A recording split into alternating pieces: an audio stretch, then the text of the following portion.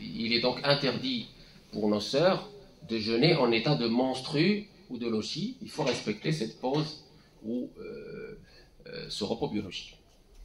Les conditions d'obligation et de validité sont de 3. La raison, ne pas être en état de menstru ni de lochi, et l'entrée du mois de Ramadan.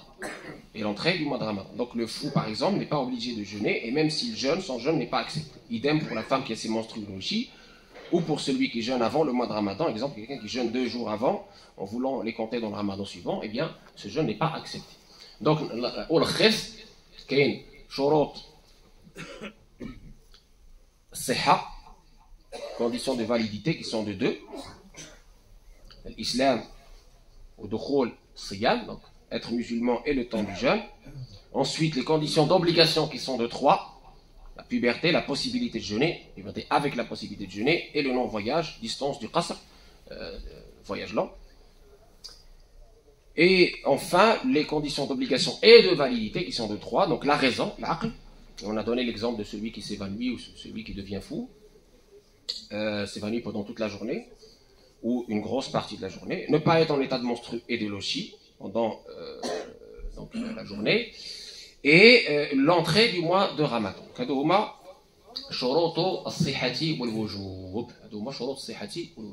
Donc ça c'est ce qu'on voulait dire par rapport à cette première question qui a été posée sur shurut siha ou shurut al-wujub. Deuxième question qui a été posée sur les insulinodépendants. Il y a le diabète de type 1 et le diabète de type 2. Diabète de type 1, c'est une maladie auto-immune. C'est le pancréas qui ne fonctionne plus correctement. Il ne produit plus l'insuline comme il se doit. Cette personne-là, elle a besoin constamment de manger, de boire, etc. Donc, il est considéré comme maladie chronique. Maladie chronique.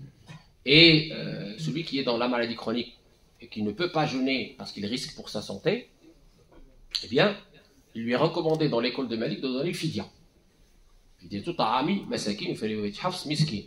Donc, une fidya par jour, non jeûné. C'est tout. Fidya, c'est quoi? Pour nous encore, le Malikiya, Moud.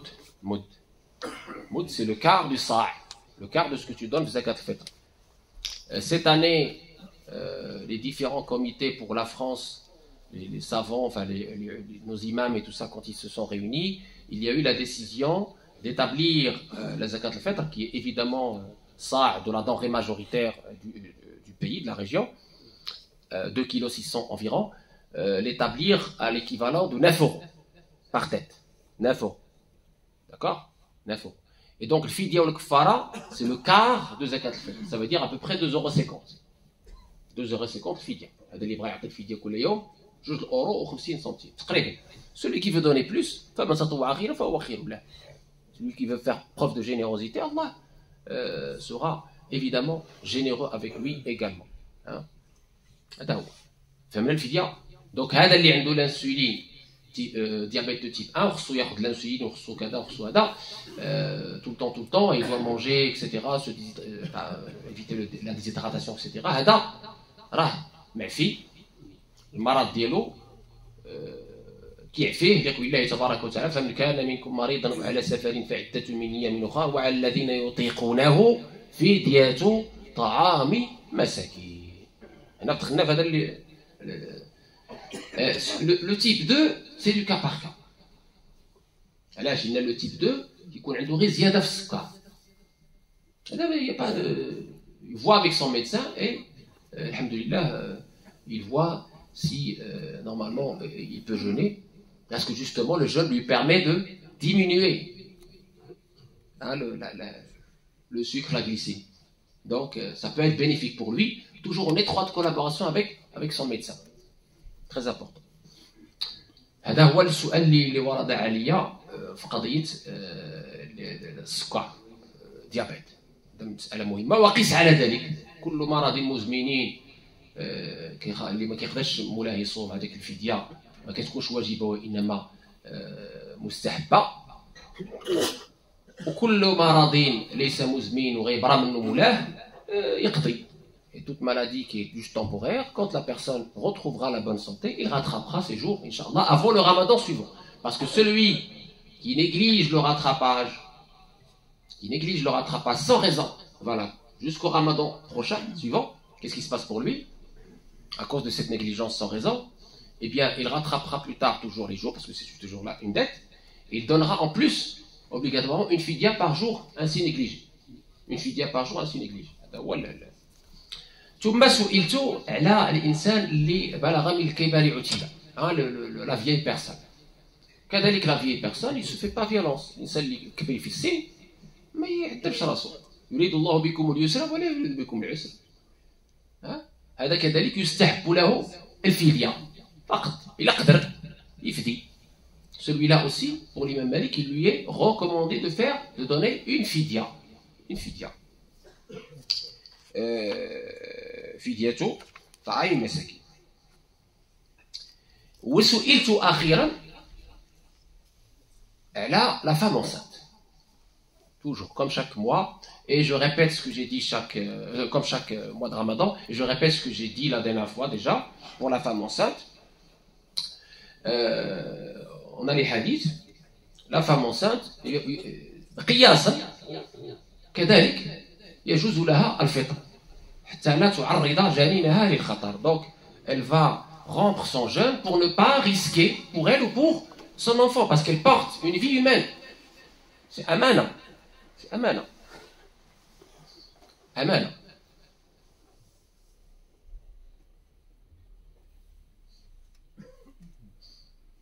إذن أمانة هذه خصها تحافظ على الجنين اللي في البطن ديالها. Donc elle doit préserver, conserver la personne qui est dans son ventre. C'est une priorité. Et les médecins ont détaillé cette question. D'accord? Ils ont dit la grossesse se divise en 3 étapes. Première étape, les 3 premiers mois, lors du développement du fœtus. 3 premiers mois. Du coup, le fœtus en développement. Deuxième étape, les 3 mois qui suivent.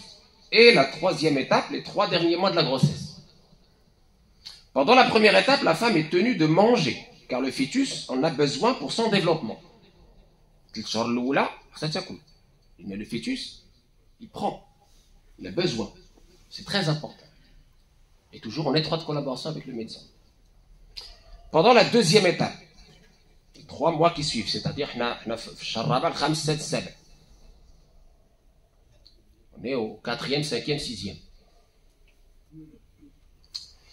Cette 2e étape, la femme enceinte peut jeûner à condition qu'elle soit bien portante, qu'elle ne soit pas atteinte d'anémie ou ne souffre pas de manque de protéines ou d'acides aminés. Ainsi, la femme enceinte, dans cette phase, est tenue de jeûner, sauf si elle rencontre des soucis ou des problèmes et en consultant le médecin en elle.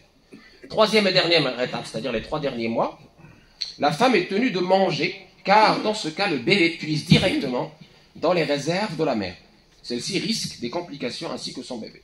En effet, le jeûne dans cette phase peut avoir des effets désavantageux sur la formation des différents organes du fœtus. Notre conseil donc, il faut donc un suivi médical. Il faut que le médecin spécialiste sérieux donne son avis avant que la femme enceinte décide ou non de jeûner en fonction de son état et celui de son bébé. Parce que c'est une responsabilité très lourde. Il y a un tarkhis. Elle a la dérogation. Et elle utilise cette dérogation selon ce qu'on vient de dire à l'instant. Selon ce qu'on vient de dire à l'instant. La priorité d'elle, c'est son bébé.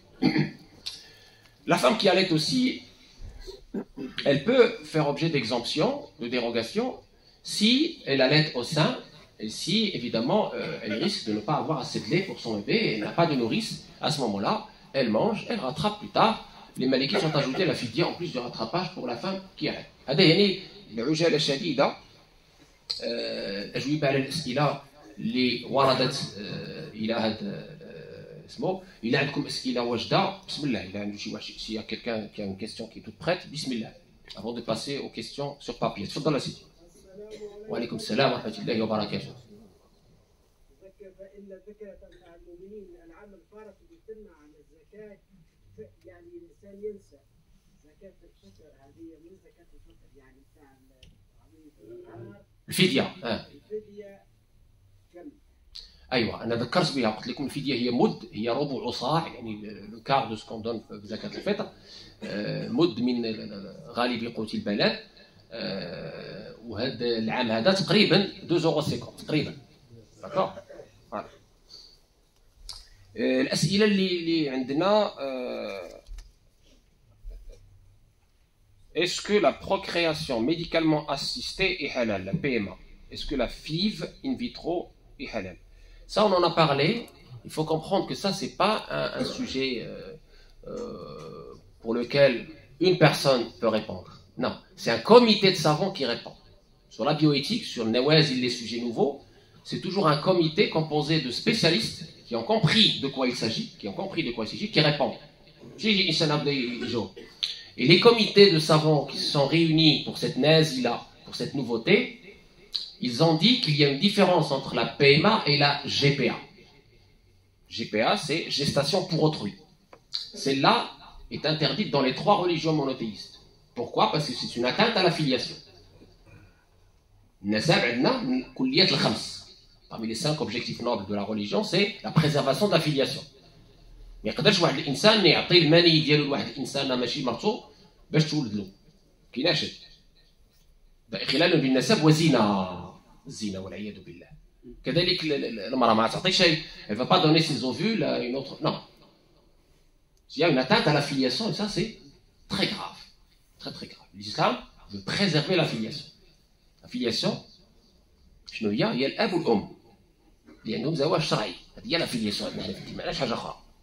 Et ça, on l'a dit au Sénat, quand on nous a convoqués pour donner l'avis de la religion sur la GPA. La PMA, non, c'est différent. Pourquoi la PMA, c'est différent? Parce qu'il s'agit du couple marié qui demande une assistance, qui a un problème, mais ce problème, il peut se résoudre. C'est pas c'est pas la stérilité, c'est juste un problème qui peut être temporaire. Ils peuvent se faire aider, ça fait partie de la médecine connue et reconnue, qui existait déjà auparavant. Hein. Les gens prenaient parfois des médicaments stimulants, etc. Ça existe.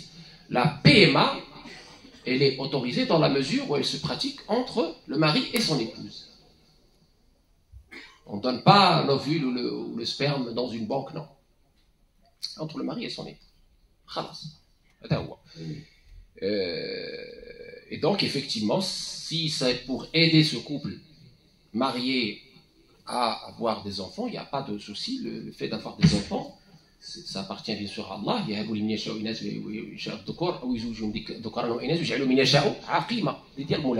Mais les causes, ça en fait partie. Les bonnes causes, les causes halal, il n'y a pas de souci. C'est les comités de savants qui répondent à ça, c'est pas n'importe qui, c'est très important. Parce que les sujets comme ça, c'est pas des sujets où une personne peut répondre, non. Des sujets où un comité doit répondre.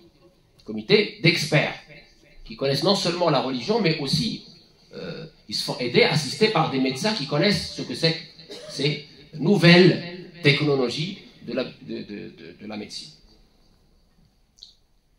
Certains disent que si nous laissons le tapis de prière déplié, Shaitan prie dessus. Alors là, si Shaitan priait, nous ne serons pas là. Hein? Donc ça, c'est très important à comprendre. Il faut bannir ces ragots, ces cultures, ces mauvaises traditions qui n'ont absolument rien à faire dans notre religion. Alhamdulillah, tu peux laisser le tapis ouvert si tu veux, il n'y a aucun problème. Tu peux prier sur ton tapis ou sur le tapis ici ou sans tapis, même s'il n'y a pas de najasa, s'il n'y a pas de souillure, il n'y a pas de souci. Tu peux le laisser alhamdoulilah, toute la journée comme ça. La seule chose à craindre, c'est peut-être si tu as un chat ou si tu as un bébé, c'est qu'il le souille avec quelque chose. Donc on le range pour cette logique-là, c'est tout. Mais on ne le range pas parce que je ne sais pas, il va faire je ne sais pas quoi dessus. Ça n'existe pas. Donc, ôtez-vous ça de la tête, s'il vous plaît, une fois pour toutes. Très important.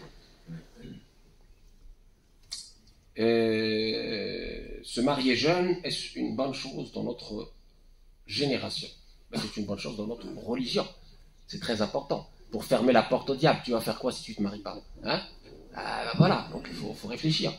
Donc, le prophète nous a recommandé le mariage. Donc il faut que les parents aussi facilitent l'halal, pour ne pas tomber dans le haram, ça c'est très important. Le mariage, c'est pas... Vaut mieux avoir des gens mariés que des gens qui se fréquentent dans le haram et avoir après des problèmes et venir après se plaindre. Voilà. هذه ماشي سؤال ديالي هذا سؤال التنظيم. Ah oui. Quel est le jugement des chansons et des instruments de musique? On a déjà parlé de ce sujet plusieurs fois. On a dit que la musique c'est un sujet à divergence entre les savants. Mais ce qui est unanime, c'est que le chant ou les chansons, c'est une question de contenu. De contenu. Si leur contenu c'est amdah, l'éloge du prophète alayhi salam, des belles paroles, etc., il n'y a pas de souci. Chez muhaqqiqin. Si il y a des paroles obscènes et si ça va nous désorienter, nous dévier de la prière et du dhikr, là ça devient évidemment interdit. Et la preuve de ce que je viens de vous dire, c'est le verset d'Allah وَمِنِ النَّاسِ مَنْ يَشْتَرِي لَهْوَ الْحَدِيثِ لِيُضِلَّ لام سببية عن سبيل الله. لهو الحديث, la parole divertissante. Toute parole divertissante en fait partie, la chanson, la poésie, etc. Elle devient interdite si elle va pervertir, dévier. Clair? هذا هو الآية. منطق الآية هو هذا. وعلى هذا أكثر العلماء واختلفوا في هذا الشيء هذا بين المالكية والشافعية إلى آخره. Je ne vais pas rentrer dans les débats classiques sur ce sujet. C'est un sujet à divergence, mais l'avis que je viens de vous donner est l'avis pour moi, le plus probant. Et puis un de nos frères nous pose la question, est-ce qu'il est halal de devenir un boxeur professionnel? Ya salam. المسلمين كيعانيوا وخصهم وخصنا عقل. خصنا عقل. وانت ضرب. On a besoin de mieux que ça. Je ne suis pas en train de dénigrer qui que ce soit. Je dis simplement que le hadith du prophète alayhi salam nous interdit de frapper le visage. Sauf si dans un cas, voilà. Et que ce genre de sport, malheureusement, nuit à notre santé mentale et physique. Parce que la plupart, malheureusement, des boxeurs vont avoir cette fameuse maladie de Parkinson. Vous la connaissez? Où on devient un peu... Voilà. Et ça, c'est parce qu'on a reçu des coups sur le visage, sur la tête, qui malheureusement vont causer des défaillances irréversibles sur notre système nerveux. C'est pour ça que je la déconseille à tous nos frères et sœurs, et je leur conseille de choisir des sports beaucoup moins agressifs et qui n'ont pas de préjudice sur leur santé. Parce que le but du sport, c'est d'avoir la bonne santé, c'est pas de perdre sa santé. D'accord? Le but du sport, c'est ça. C'est d'avoir un corps sain. Et pas de se faire préjudice et de... Voilà. إيوا كاين أسئلة أخرى ولكن في هذا قدر كفاية. نطلبوا من الله عز وجل يتقبل منا ويجعلنا من عتقاء هذا الشهر. On demande à Allah tabaraka wa ta'ala de nous purifier, d'accepter de nous le jeûne et les prières, et aussi de nous libérer des jougs de nos passions, de nous sévrer des mauvaises habitudes et de nous connecter à lui avec un repentir sincère. بإذن الله عز وجل الأذان إن شاء الله.